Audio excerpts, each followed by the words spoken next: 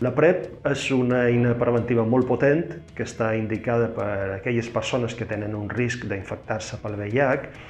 i que, administrada d'una forma controlada i, a més, facilitant el seu ús en aquelles persones que podrien beneficiar-se, aconseguiríem